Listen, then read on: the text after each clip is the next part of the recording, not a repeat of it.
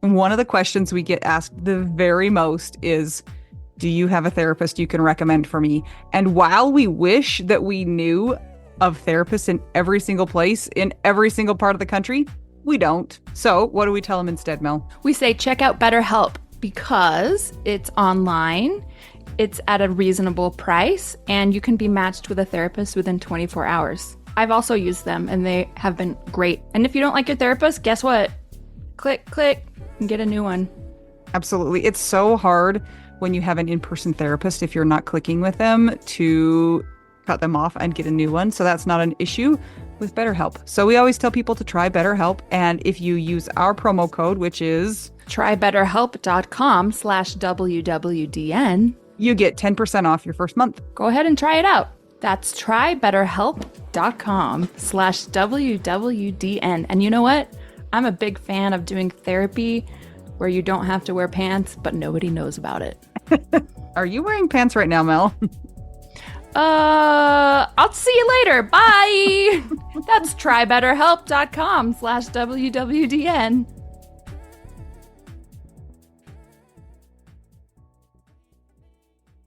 Hey, do you guys remember how we did an episode a couple of weeks ago about scams and AI and bots? We are having way too much fun with the Zoom filters right now, and I think everybody would be highly traumatized if they saw what we looked like. Mel's at a 3D picture show. In outer space. Looks like she's been drinking toilet bowl cleaner. And she's ill now. That's what her face is. I have a pink mustache. Yep, I got some cute eyebrows. Anita is a pirate. Yarg. And her eyebrows and lips match my hair color almost. Yeah. My real hair color, which is Your teal. real fake hair color. Yes. Mel, today we're going to do an update episode. And we're going to find out where some of our past guests are today, which should be pretty exciting. But before we get to that, I feel like we need to do some updates between the two of us. I mean, besides the fact that I'm a pirate now. And I live in outer space. Yeah. Well, what's been going on with you, Anita? We've had some fun things happening at my house. My 15-year-old son went to his first school dance, and it was his first date, Mel. And it was the best. And I want to tell you about it. Can I? Is this tuba trombone son? Yes, this is tuba son. Okay. Who does not play the tuba anymore because they went to Disneyland and that's the only reason he was playing the tuba. Former tubaist. Former tubaist, yes. He came home and said, Mom, I think I want to ask a girl to the dance, which was very exciting for me because he actually lives with Mel in outer space. He's like not from this planet. He does not conform to the normal and regular structure of society. So I was really excited that he wanted to do something human. So he decides who he's going to ask, and you have to ask. Utah's weird. I don't know if everybody is like this, but there's a whole very complex asking system. You have to do it with like a poster or I don't know, a creative way. So we make the poster. He asks the girl I'm talking to about it. The girl is on his mountain bike team. I said, have you ever even talked to her? And he goes, yeah. He said, oh, yeah? Like, what do you guys talked about? And he goes, sometimes I say, can I pass you? I mean, I guess that's good. He was asking for permission to pass her. I don't know. So we're going to go to the dance. He has his learner's permit right now. So I had to chauffeur them, which was the delight of my life. I let him drive to her house, but he wanted to drive for the whole date. And I said no. And he said, why? And I said, because I really don't think you want me to yell at you on your first date, because that is inevitably going to happen because he's not good at driving yet. And he thinks he's pretty good at it. And it's not true. Anyway, I let him drive there. We got there a few minutes early. We're waiting in the car until it's time for him to go to the door. And now it's time for him to go to the door. And he looks at me and he goes, okay, do I just go by myself or do you come with me? And I'm like, Nope, you just got to go by it yourself. And he has these big eyes, like panic. Ah! But he goes to the door. He's inside for a few minutes, comes back out with her parents, and they're going to take some pictures. So I get out of the car to take a few pictures too. And the girl's dad is like, why don't you put your arm around her shoulder with the picture? And so it's like this awkward, like, you know, Oh. cute little picture. And then they got in the car and I had to drive them to the next place they were supposed to be. But it took every ounce of my self-control not to keep their conversation going because they would like talk and then not talk. And it was so awkward. Is there music playing? No. Oh gosh. Yeah. And you know this, Mel. I mean, you host a podcast with me. I don't love it when people are being awkwardly silent. So, No, but I have to fix it in editing, and sometimes I can't fix it. it took all of my self-control just to be a witness and not a participant in their date. And it was very funny. So it went well though. I think they had a good time. And I'm proud of him for asking and for going. yes, it was very funny. And then they came back to our house after the dance and they hung out and they were just every single one, they had like a group of people who went together. Every single one of them was like their first dance and date. And so they were all awkward. They were all bad at it. The planning process was a disaster because they just don't know what they're doing, but it was pretty fun to watch. And I found it enjoyable. That sounds entertaining. Well, I am happy to be his neighbor anytime in this outer space that I live in, which you can Okay. see in my background. I did something fun recently. Tell me. I had my first experience. With a colonoscopy. I wish. I've been trying to get one. No, I'm serious. They're like, I'm sorry, you have to be 45. I'm like, I I'm scheduled my you're my serious? first one, Mel, because I'm 45, but it's not till like next year. That's how long it takes to Oh my get in. gosh. Mhm. Go ahead. Well, it's like, wouldn't you think you would want to prevent my cancer? But that's fine. Okay, I'll Oh, wait and two you have like a years. family history of it, don't you? Yeah. Yeah, They're like, that I remember doesn't that now. count. It was the weirdest experience going Okay, to that anyway, doctor. sorry. So, no, I wish I was getting a colonoscopy, but whatever. I attended a puppy's yoga class. I'm speechless. The puppies do the yoga, or you do the yoga with the puppies? You go to a yoga studio, they provide the mats in case of accidents. They Okay.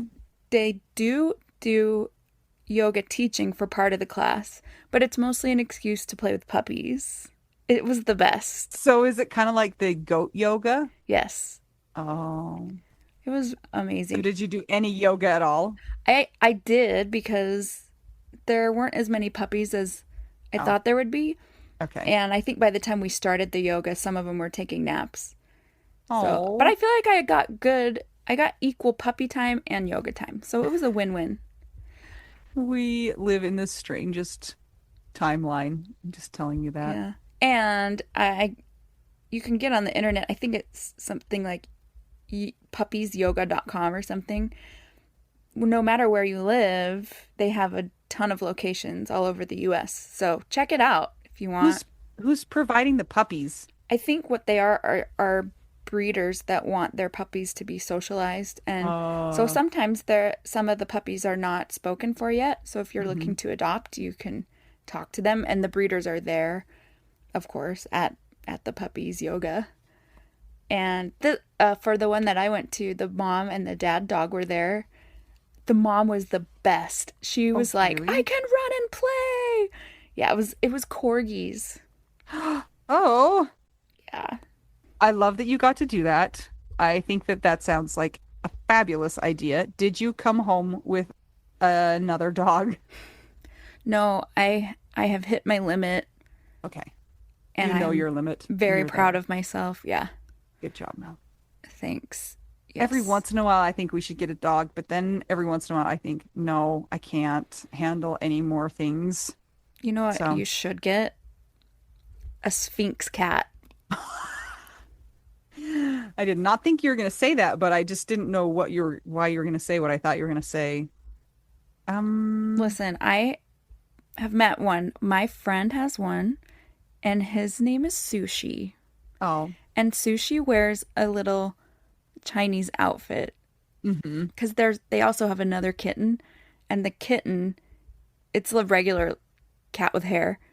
You know, they have claws, and it claws poor Sushi. So Sushi has to wear a shirt. Oh, poor Sushi. I know. Probably not getting a cat either. We do have a fish currently, and that's going well. Yeah. So, You can just go to puppy yoga, and yeah. there you go. Yeah. Okay. Cool. Thank you, Mel, for your life update. Thanks. Other than that, I'm just trying to make it through. That's all I got.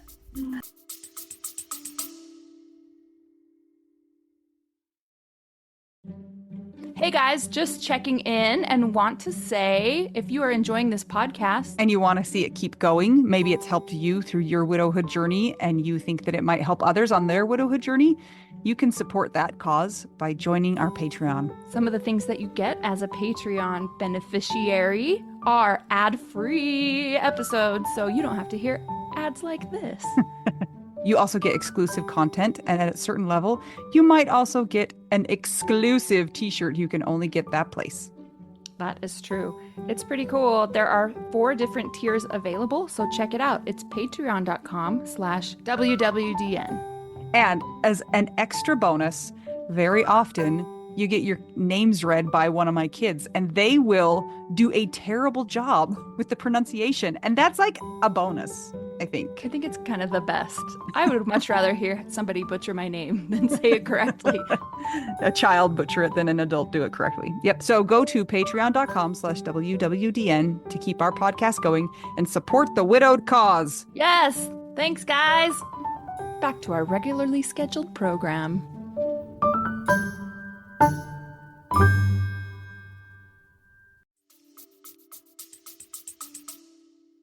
Are you playing the piano sometimes?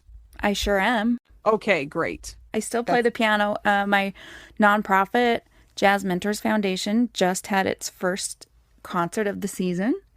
Very exciting. And that was actually, it was exciting because we had a hard time scheduling this year between getting the venue dates and talking to the managers of artists and booking agents. It was a nightmare getting contracts signed.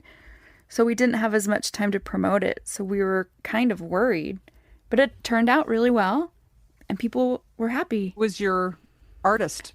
This was Larry Goldings, Peter Bernstein, and Bill Stewart, who I'm sure most people don't know about unless they're a jazz musician. So no shame if you have never heard of them. Nope. Yeah. But I'm happy. I'm happy that it went well. Thank That's you. great. Yes. Okay. People came. I was so happy. And there you go. That's good for now, I think. Okay. So should we head to our updates? Yeah. I love to hear these. They are some of my favorite things. Me too. By the way, this is the Widow We Do Now podcast, and I'm Mel, and that's Anita. Hello.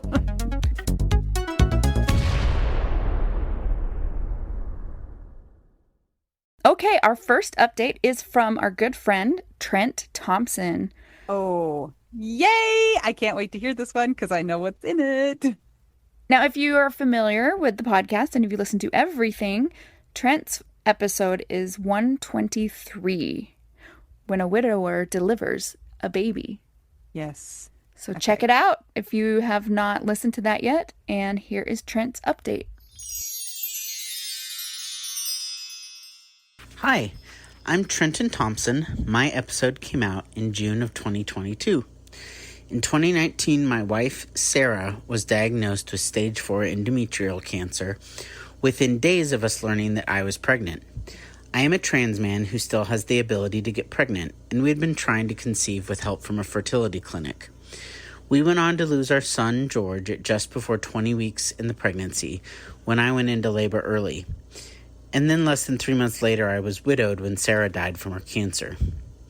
When my episode originally aired, I had just given birth to my second son, Theo. I had decided I still wanted to be a father to a living child, so I embarked on a journey to conceive as a solo parent after being widowed. I'm excited to share that I just gave birth to my third and definitely final child in early May 2025. Samuel came into this world quite dramatically. He was born 6 weeks early, but we are both doing well. Samuel spent a little less than 3 weeks in the NICU before joining Theo and I at home. Theo is a thriving 3-year-old who brings so much joy to my life. I look forward to seeing the relationship between the two boys develop as they both get bigger. And for now, Theo seems to just enjoy being a big brother. I still think about Sarah and George every day. Theo knows who they both are. We talk about them as part of our family, and he knows that they died. I'm not completely sure how he thinks about it since he's so young, but I'm sure our conversations will evolve as he gets older. There was one day a few months ago where he pointed to a picture from our wedding and said, "Sarah loves Daddy," completely unprompted. I love so much that he feels free to bring them up. My grief generally feels gentler than it did in the earlier days, but it is absolutely still present. Last fall was the 5-year anniversary of Sarah's death. I live in Colorado and was able to take Theo up into the mountains for a short getaway about a month before the anniversary. I did something similar when I was pregnant with Theo around the 2-year anniversary of Sarah's death.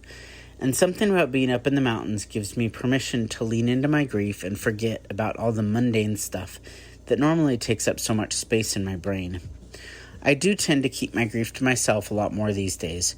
There are a few people who I feel like I can always talk to about Sarah, but in general it feels like the acceptable time to openly grieve is past. Life keeps moving, and as that happens, I find myself interacting with more and more people who never knew Sarah and who don't know anything about my past. When the context is right, I don't mind making reference to George or Sarah or what happened, but it seems like that doesn't happen as much now that I'm over 5 years out from everything. I did have a nice experience when I was recently in the hospital after having Samuel. The nurse who was working with us that day in the NICU mentioned that another nurse wanted to stop by and visit us if that was okay. I didn't recognize the name but told her that it was okay, and it turns out that the person who wanted to visit with me was one of my nurses back when I delivered George in 2019. She said that Sarah and I and George had really stuck with her over the years. It was so nice to hear someone else mention both Sarah and George without me bringing them up first. This year is another big milestone when I'll turn 42. Sarah died when she was about 42 and 4 months, and the thought of me being older than she was when she died just feels so strange. It brings up a little anxiety around my own health, which is fine to my knowledge. Even if it's unlikely, my lived experience tells me that people can and do die at younger than expected ages, and I really want to see my kids grow up. I'm still in therapy. I find it so helpful to have a small amount of dedicated time every other week or so to focus on my mental and emotional well-being.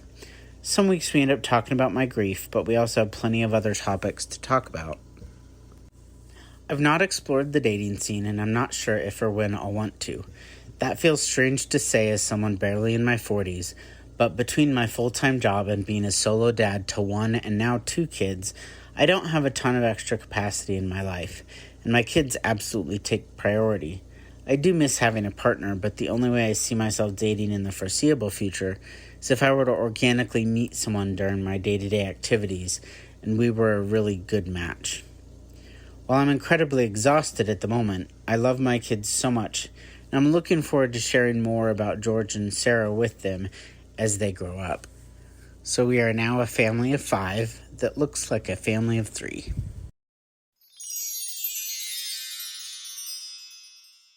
Congratulations are in order. We're so excited for you. That's one of the best updates I think we've ever gotten. Congrats, Trent. We love you. Our next update is from our very favorite Rabbi Maya Glasser, and her episode is 125. Okay, so check out that if you want to hear more of Maya's stories, and let's get an update from Maya. The Rabbi Widow.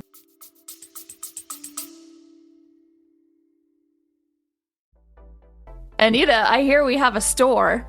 Oh, we sure do. We've actually had it for quite a while. It's called the Snarky Grief Shop, and it's where you will find all of our best grief merch. That is, yes, a little snarky. For instance, it's where you will find the official widow card that you can pull and use at your convenience. You can put it in your wallet, and anytime you need to use it, pull it out, play the widow card. Yeah, we have glow-in-the-dark stickers. We have shirts that say, "Be nice, my husband is dead." We also have the ones that are not quite as jarring. so that you can wear them out in public and not feel weird. But sometimes you need that shirt. I wear my Be Nice, My Husband is Dead to bed because I'm a little scared to go in public with it. But you've worn it on airplanes before with your kids. Yeah, every time we go to the airport, I wear that shirt because I'm just like, listen, I got to get all these kids through security. Just be nice to me. Thank you so much. And it's worked for the most part. Some of the less snarky grief shirts are podcast shirts or Widow Wives Club. We also have Resilient AF, right? Anita, what else we got in there? Yeah, which we're telling everybody who cares, like Mel's mom, that means American fork. Because she can't know what it really means, guys. Yeah. Stickers and mugs and notebooks and just cool stuff that you can use to express your snarky grief. You'll find it by going to our website, shop.widowwedonow.com. There's a lot of W's in there, so just make sure that you've counted them and there's the right number. We will link to that in the show notes, and it's also in our app, which you can get from the App Store. Can people get it from our regular website too? Yes, if you go to widowwedonow.com, there's a link for the shop in there too. Great. If you'd like to show your snark or have something a little more subtle, go ahead and check that out. Again, that's shop.widowwedonow.com.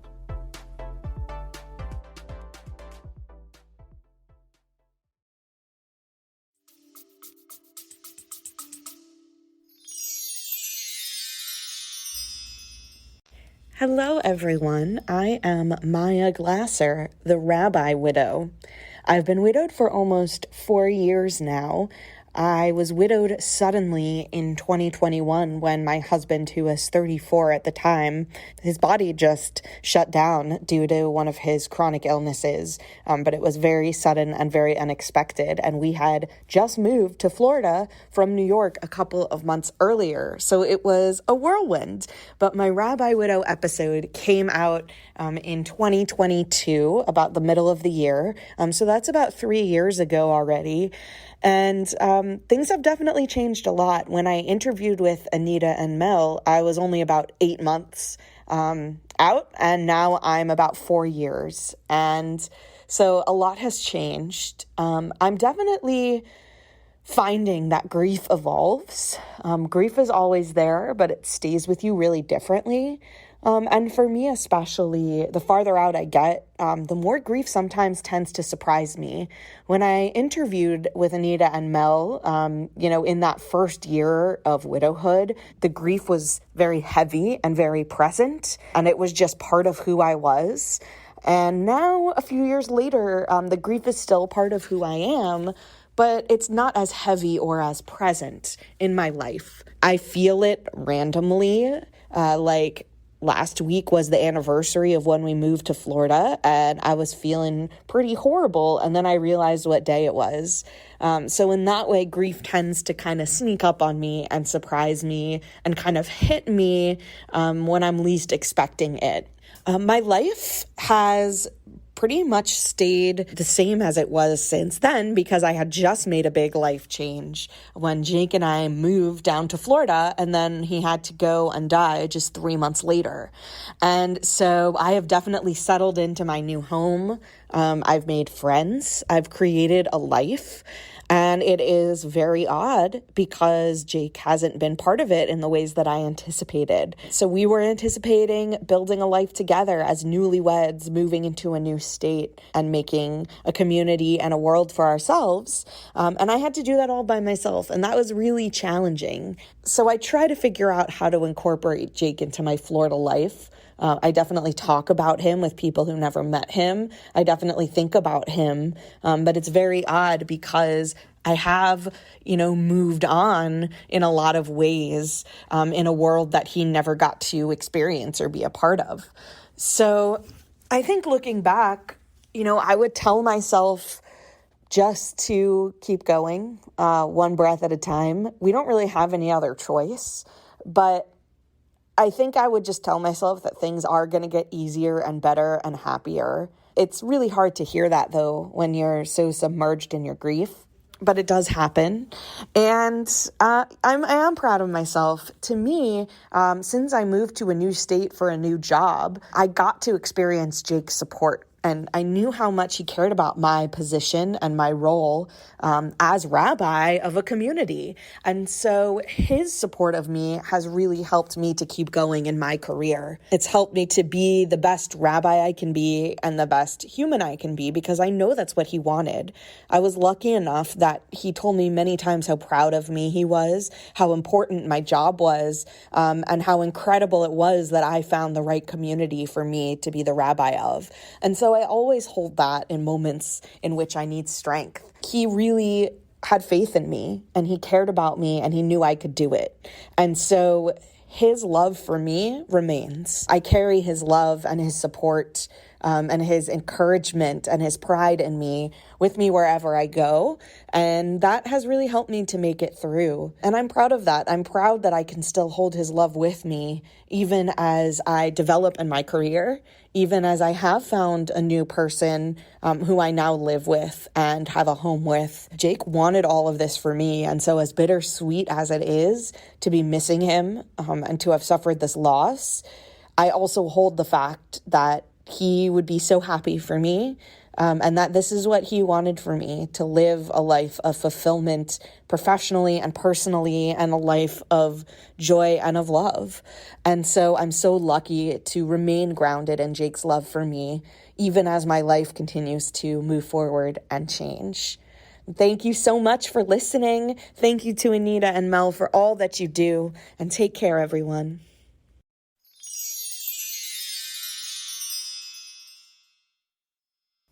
Thank you, Maya, for your lovely update. We wish you the best going forward. Next up, we have the always smiling Jo Betz. Jo's first episode with us was episode 137.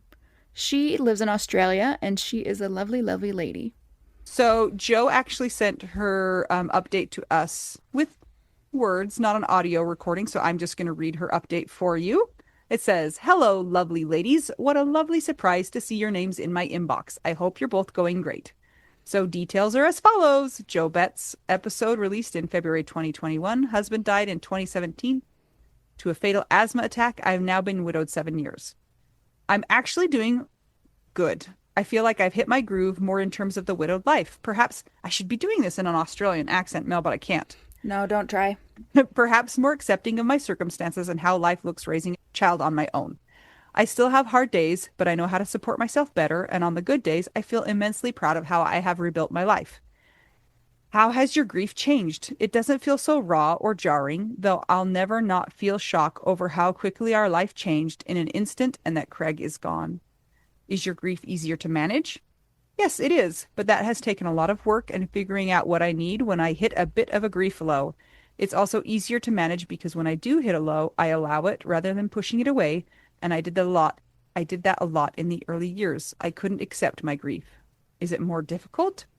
No, I don't think my grief is more difficult than it was in the early years.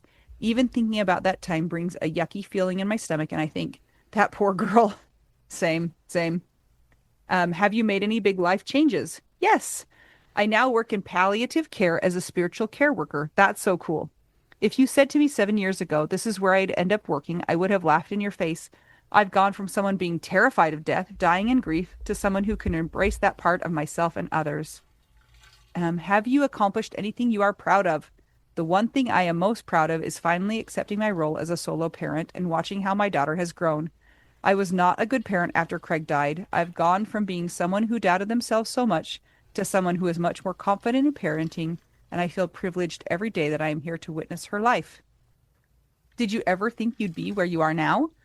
Absolutely not. I honestly thought I would never feel better, and that was just how life would be for me. However, I shouldn't have doubted myself, as I do have a fighting spirit, and I have fought so hard to get myself into a place where life is good.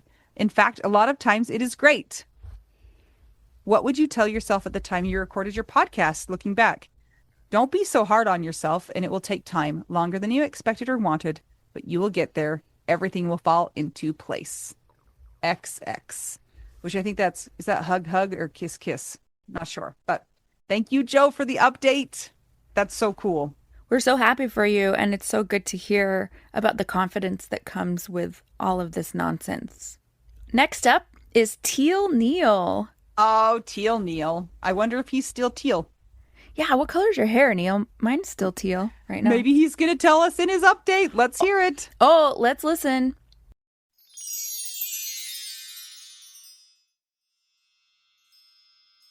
I've been a member of this club for a little over 3 years now, and it's been one hell of a ride.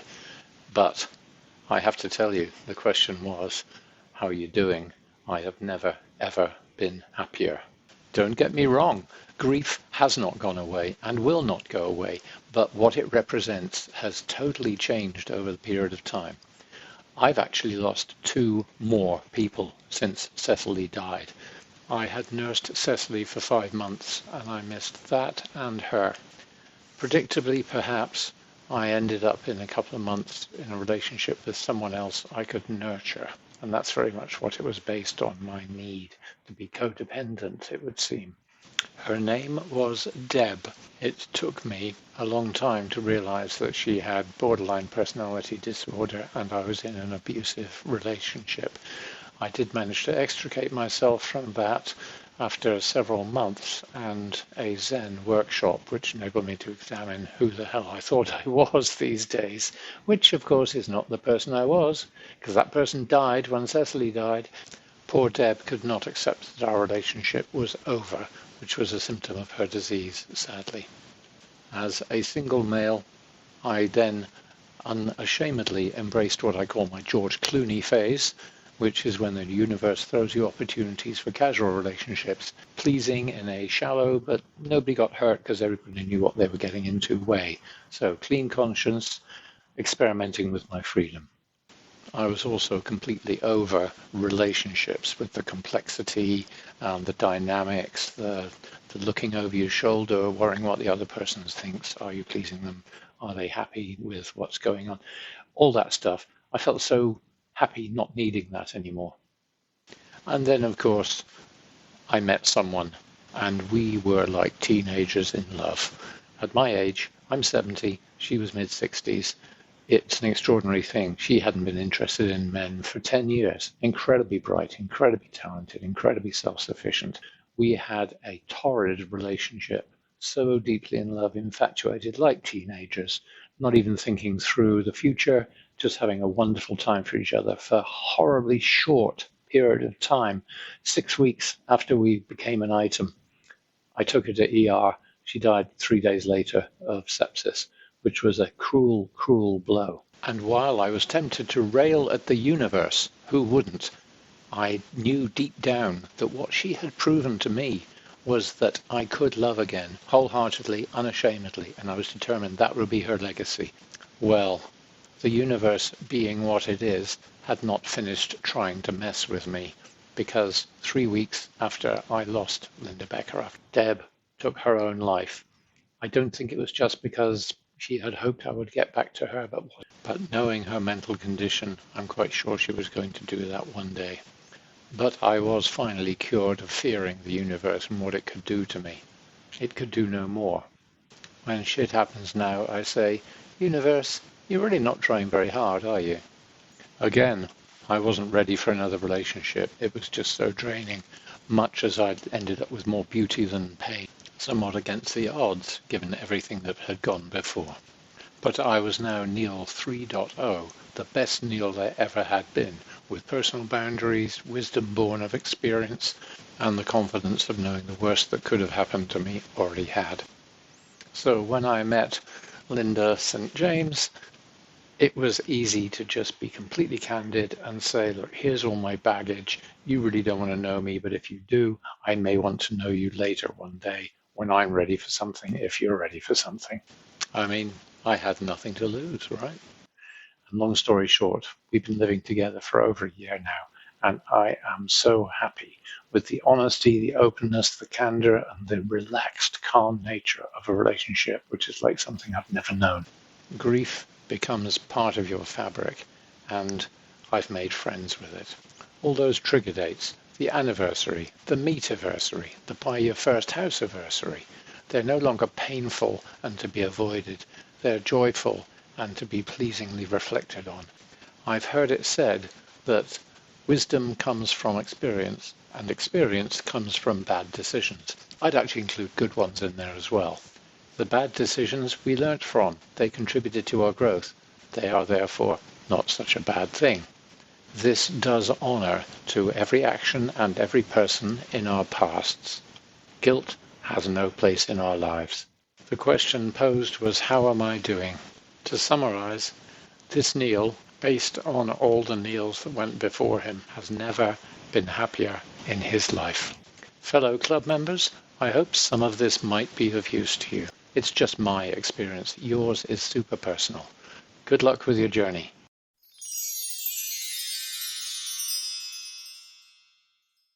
Okay, so you have blue hair now. So he's Blue Neil. And also Neil, wow. Just, that's a lot. Sending you all hugs. I don't know what else to do. I'd say change your hair color, but it's already a great color.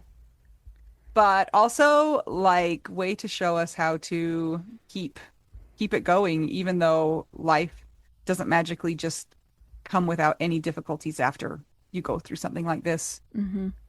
Next, we've got Connie Remetch, who was episode 143. And Connie also sent us a update via email. So I'm just going to read that very quickly. It's pretty short. It says, "Hi, you two masterminds. If only you could see us. Thank you for your continued work on behalf of so many. I am now at 3 2/3 years. Much of my time at home, unless I'm seriously engaged in whatever I'm doing. I have an underlying quiet sense of longing for my late husband, not so true the rest of the time. My biggest news is that I changed a space in my house that created 2 window walls, lots of openness, the tangible creativity that has eluded me for 3.5 years is back. That's huge for me. Wow. The missing piece to feel like myself again. This is also a change that I wanted to make that my late husband didn't, so I opted not to push for it. So this is another step in making the house mine, one that both works for and expresses me. Thanks for asking." I know that feeling, Connie, where you feel like you don't have access to any creativity and then it starts coming back. I'm so happy for you. Way to go, Aunt Connie. All right, next up is from Canada, the great land to the north that we love, Holly Wagg. Ooh. Holly's episode is 157, and if you are familiar with her, she was married to her wife, and her wife died, and now she's married to her husband. So we're excited to hear what Holly is up to these days.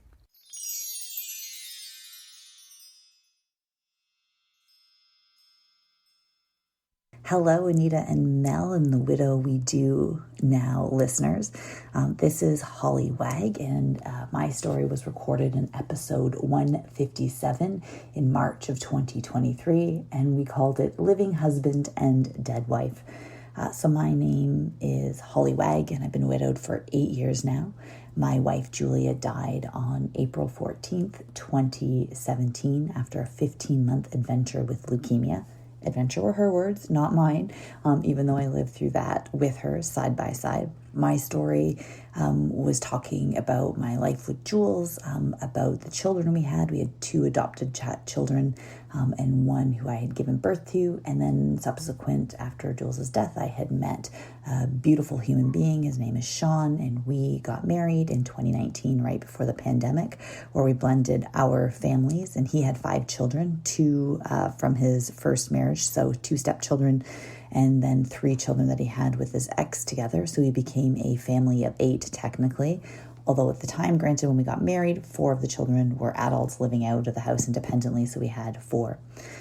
In the time since we spoke 2 years ago, we now only have sort of 1.5 kids living at home.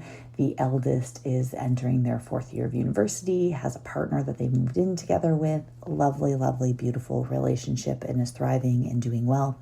The middle one had a tough first year, like many kids who graduated high school through COVID, first year of university, but is now just wrapping up 2nd year and is thriving and doing well and living outside of the house.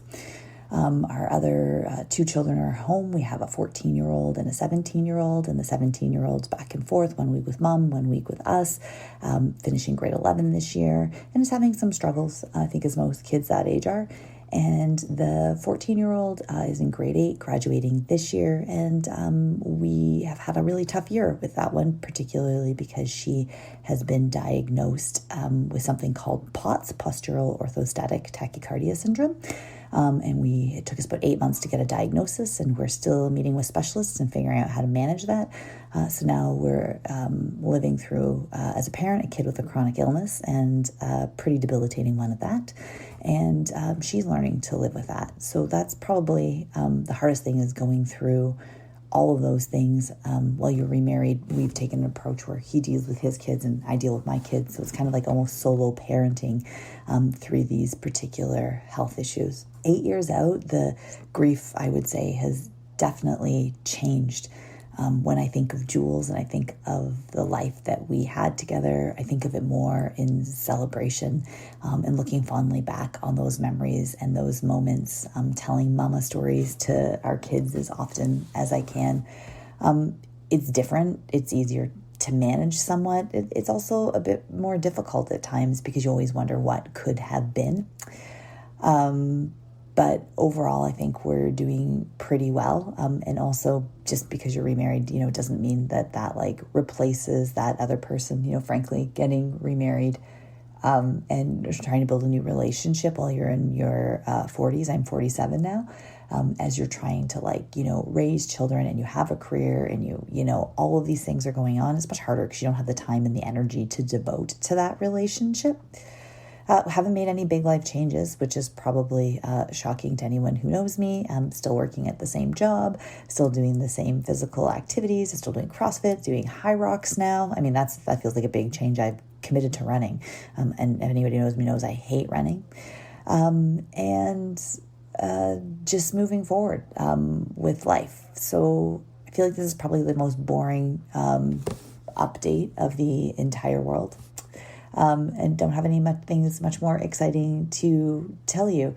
But life is life. Life is good. And in this past couple of months, life has been really particularly hard again. And it would have been great to have had my wife to walk alongside me and deal with all these challenges with the children. But she's not here. I still always, take the philosophy or the approach that I'm the one who gets to live, so I better live big and I better live for her and do all of these things that I can do. And I guess I would say, thinking about this aloud, it's travel. One of the things I've really done is I've kept up my commitment to traveling by myself every other year. So since Jules has died, I have hiked the W in Patagonia, which is down in Chile. I have hiked in the Arches in Utah. And did a whole sort of 2-week trip out there at Kicking Horse National Park as well. And it was really awesome. Loved that. I am planning to go to the Galapagos in 2026. And I should mention the highlight of the past travel. Well, two big highlights. In the fall of 2024, I was able to do 3-week solo trek around Greenland, which was amazing, and hands down would do it again. The hiking, the paddling, the camping out, watching the northern lights, summiting a mountain. Greenland was a really transformative personal trip. Sleeping out on the ice sheet was fantastic. And then in March of this year, 2025, took my youngest daughter, Addison, and her Dee Dee, who's the other half of her genetics, and my best friend from university helped us make her many years ago, 14 years ago, and we took her to Sri Lanka. So she's mixed race, and that's where his family is from. They came to Canada in 1985, and traveling for 2 weeks around Sri Lanka with the two of them was an absolutely 100% beautiful experience. Sri Lanka is remarkable. We went all the way up north to Jaffna, primarily Tamil population, hugely affected after the Civil War, not touristy at all. The Civil War ended in 2009. And then we went all the way down south to where you would see more Sinhalese populations and Muslim and, a lot more, even more Hindu and Buddhism practiced down south, even more than there was sort of up north. and a little bit more touristy. So we were able to learn how to surf, which was a lot of fun. We went to a turtle hatchery where we released some baby green turtles, and it was just an absolutely wonderful place with the best and most amazing food. So do I think I ever would have had all of these adventures and travel in my life? No, I never imagined I would be privileged enough to do that. Also, still wouldn't imagine I'm running a company, but I guess I'm also doing that. Holly, thank you so much for your update. You are such a great role model for a lot of our widows. You're doing the good work up in Canada, and thank you for letting us know how you're doing. Next is Michelle Paris. Okay. Episode 159. Michelle is an author, if you remember correctly. So she also sent her update via email, and she says, hi, Anita and Mel. Thanks for the opportunity to provide an update. Reminder of my story. My first husband died in 2004. I wrote a novel about my experience about being a middle-aged widow, including the horror yet funny stories about dating again. I have since remarried in 2020, had a big Zoom wedding, and life is good as they say it. How are you doing now? I'm doing well. How has your grief changed? I have been widowed for 21 years now, and I find that grief ebbs and flows. That's so crazy. 21 years, 2004 was not that long ago, guys. Also, like, slight pause. Remember when we were more freshly widowed? Actually, even just a couple years ago, and we couldn't even conceive that people could survive or be okay or like continue to, I don't know why, to do things for that long after being widowed. So it's always so helpful for people that are that far out to tell us their stories. Because even though, like, I'm sure in the back of our minds, it's like, well, obviously, if you just continue to live, like, you're going to survive, technically. But there's also this part where you're like, I don't know how I'm going to do. And if I can get to a point where I'm not just treading water. So. And on the flip side of that, too, some other people might be surprised that 21 years out, being a widow would still be a part of your identity. Like, a lot of people want to push us past that quickly as well. Mm-hmm. So I think it's good to see that, yes, she's surviving and alive and happy, and that it's not like it just disappeared or isn't a part of her story. You know what I'm saying? Yeah. Okay. Back to her update. I find that grief ebbs and flows even now. Occasionally something will make me think about my late husband or my experience of being widowed. It will always be a part of me, and I accept that. Is it easier to manage? Yes, time makes it easier to manage. I have also come to appreciate myself a lot. I know I'm resilient. I will say, having gotten remarried and aging, I'm 61 and he's 65, I now have a fear of going through this again. The first time was traumatic, and I worry about it happening again. I think that that's valid. Yeah, and in the minds of a lot of people when they enter new relationships. And as we just talked, I mean, we just had Connie's update, like, and Neil's update. Mm-hmm. You know, it can happen more than once. Or have you made any big life changes? Happy to be living life to its fullest. I take nothing for granted. Have you accomplished anything you are proud of? My novel, New Normal, has won a few awards. I'm glad I've been able to share my experience with others. Also, I've published book number 2, Eat Dessert First. It's about a plus-size baker's quest to find love. It is more fiction than New Normal, as it doesn't have a main character who is widowed. That sounds fun. Yeah. Did you ever think you would be where you are now? No, definitely not. When I look back 21 years ago, I never could have imagined my life unfolding the way that it has. I'm grateful that my life has a happily ever after. What would you tell yourself at the time you recorded your podcast episode, looking back? Don't be so nervous. It was my first podcast and I was terrified. Oh, don't be terrified of us. Yeah, I'm literally looking at Anita as a pirate with blue lips. We got to do this for the next guest interview. What else do you think we need to know? Anything in your episode that we hit on that has changed or is important? I hope that people got from my episode that losing a spouse is hard, but in time things will feel normal again. Just a new and different normal than before. I really enjoyed talking with you two, and I'm grateful that you provide a platform for people to explore feelings around the loss of a spouse. It's important and helpful. Thanks again, Michelle. Thank you, Michelle. I love that. I remember the first time I heard the phrase new normal, and I want to say it was maybe about 15 years ago, and I was going through some stuff back then. I feel like I'm always going through stuff, whatever. You are. I know. No, just always. All the time. It's chronic at this point, but Yes. that was something that really helped me because I think I've had so many transitions in life that are very quick, and there's not a lot of space for breathing room or to settle.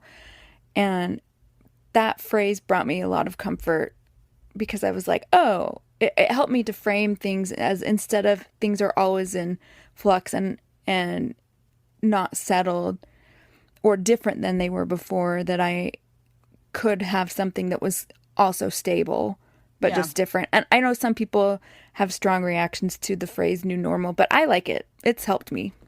Yeah. I mean, it's true. It does help you to reframe that you're not trying to get back to where you were before. That's not achievable, but there can be something that's different that can be quote unquote normal again, because I also feel like the word normal has two different, meanings, like normal, like steady, and then like normal, like not crazy. So Yeah. Yep. Well, thank you for your update, Michelle. We are so grateful to hear from you, and thanks for taking the time. All right, our final one, Anita. who is it? It is Audry Henniger. Oh, Audrey. Audrey's episode entitled Audrey and Adler's, wow, that's hard to say, adventure. Oh my gosh. It was episode 163. Let's hear what you're up to, Audrey.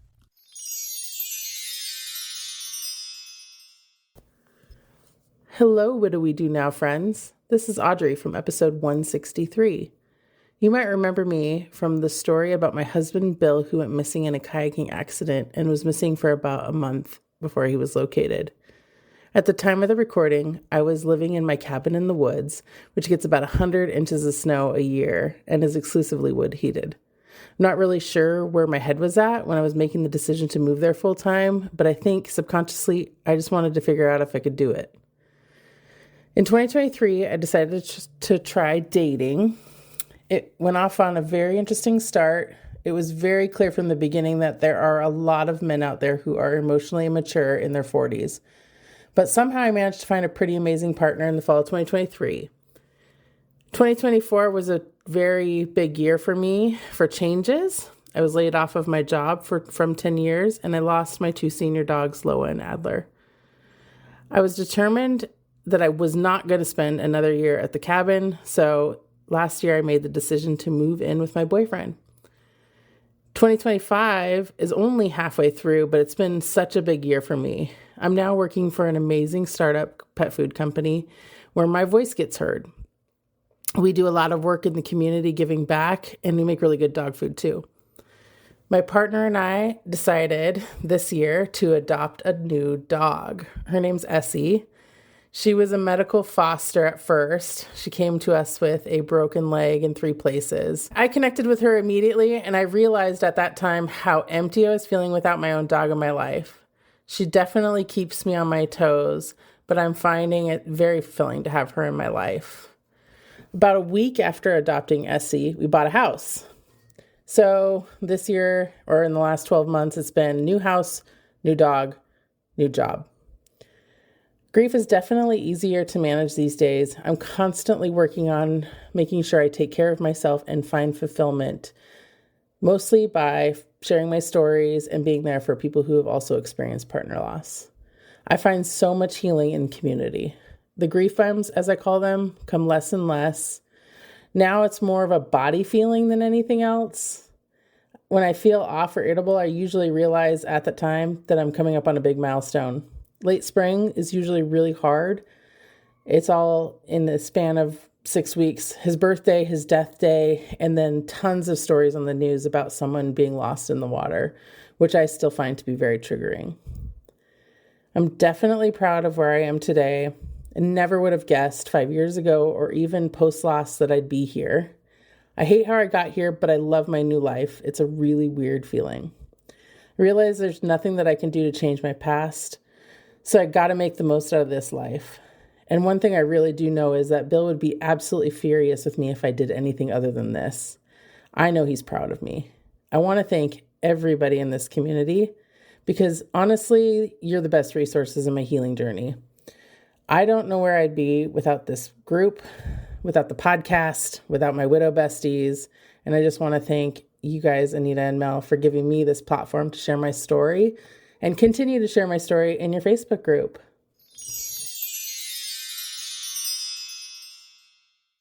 Audry, this is lots of life changes, so I'm glad we got your update. And when are you going to drive through Utah again? That's what I want to know. Yep. Go charge that car. Go charge your truck at Anita's charging station. Yes. Just want to say thank you to everybody who responded to our request. If you're curious, we just send out an email every so often that says, tell us about your life. And widows are notoriously busy and scatterbrained. And so it's hard to remember to submit those. So we really appreciate when people will give us a little update because I know listeners like to hear it and we do too. Yes. And sometimes these episodes or these audio clips get sent in maybe like 6 months ago and it just takes us time to gather everything. So for those who did submit, thank you for your patience. And we are so glad to hear where everyone is at and are grateful for your participation in the widowed community and glad that you would share your experiences that show others that they too can continue to move forward and keep living their best life, even though things are hard and sucky a lot of times. And if you've been a guest on the podcast, keep your eyes on your inbox and respond to us when we send that email. Yes. Thanks. And read the instructions. Thanks. All right. All right, Mel, if people want to keep the podcast going, they can check out our Patreon. It's patreon.com/WWDN. Yes, please sign up because this is a donation that helps us to keep the podcast going. So if this has been helpful for you or if it has provided value for you and you can spare anywhere from $5 a month on up, please consider donating. It's not money that we use to just go and live rich lives because we are not rich. It's literally to help continue all of this, and please consider donating. And if you do want to help us live a rich life, then just buy us tacos because eating a taco is the definition of a rich life. And that's at buymeacoffee.com/widow-we-do-now. That's just a one-time donation. And if you do check out Patreon, there are tiers where you actually get things. So like there's a t-shirt in one of them. We have exclusive content, so many different things. So ad-free. That's the most important. Oh gosh, ad-free. If you are so sick of our ads that we never change. We're busy, okay? We're also busy and scatterbrained widows. Yeah, I know it's all we can do to get our content out there. Yes. Please consider that, and we are grateful for everybody that listens.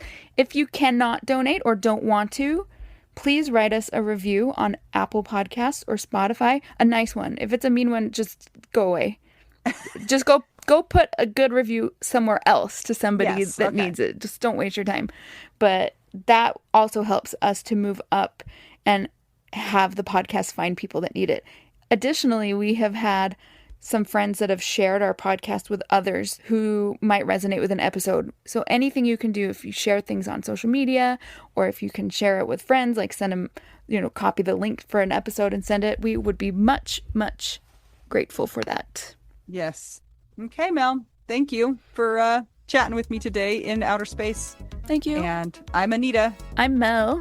We're two young widows. One of us is a pirate, one of us is a 3D astronaut, and we're all just trying to figure out widow. We do now.